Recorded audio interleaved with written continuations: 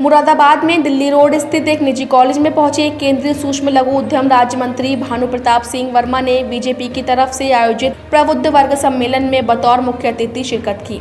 यहां केंद्रीय मंत्री भानु प्रताप वर्मा ने कहा कि पीएम मोदी पिछले 8 सालों से भ्रष्टाचार को खत्म कर जनता के जीवन में खुशियां लाने का प्रयास कर रहे हैं।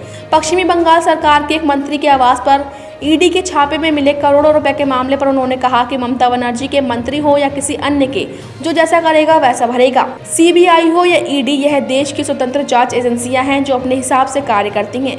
कांग्रेस मुक्त भारत के सवाल पर कहा कि एक तरफ जहां कांग्रेस पार्टी की बड़ी लीडर को ईडी ने पूछताछ के लिए बुला लिया, वहीं दूसरी तरफ गरीब आदिवासी महिला देश के राष्ट्रपति के रूप में शपथ लेकर इतिहास रचने जा रही है। केंद्रीय राज्य मंत्री ने आगे कहा कि पीएम मोदी देश में सर्व समाज के लिए काम कर रहे हैं।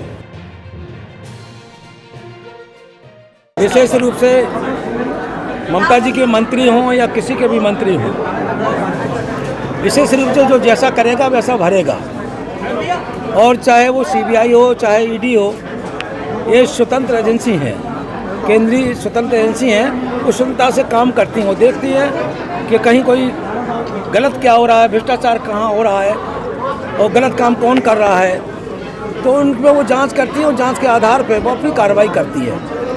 तो मैं तो सिर्फ इतना ही कह सकता हूँ कि केंद्रीय एजेंसी अपना काम कर रही हैं। सरकार को अपना काम करना है, देश की सेवा करना है। देश के यशस्वी प्रधानमंत्री जी देश की सेवा कर रहे हैं और आगे बढ़ रहे हैं। विशेष रूप से आप देख सकते हो कि ईडी ने कांग्रेस की मुखिया को ही बुला लिया।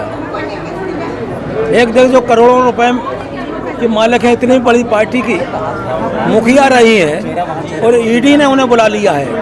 एक वो महिला है और एक महिला वो है जो गरीब परिवार और आदिवासी से आई है। वो आने वाले समय में कल महामहिम राष्ट्रपति की शपथ लेंगे। तो आप समझ सकते हैं कि जिस तरीके से देश के ऐसे प्रधानमंत्री जी काम कर रहे हैं, राजस्थान वो सब समाज को एक साथ लेके आगे बढ़ाने के लिए राजस्थान में खनन माफिया का विरोध कर रहे हैं। जो साधु थे उनकी मौत हो गई है, क्या कहना चाहेंगे? राजस्थान में खनन माफिया ज़्यादा हावी है? नहीं, विशेष रूप से राजस्थान की सरकार को इस पर चिंता करना चाहिए। अगर कोई ऐसी स्थिति आती है कि केंद्र से भी जांच करा सकते हैं। अगर कोई माफ करेगा तो निश्चित ही हम लोग उसमें उसके लिए काम करेंगे।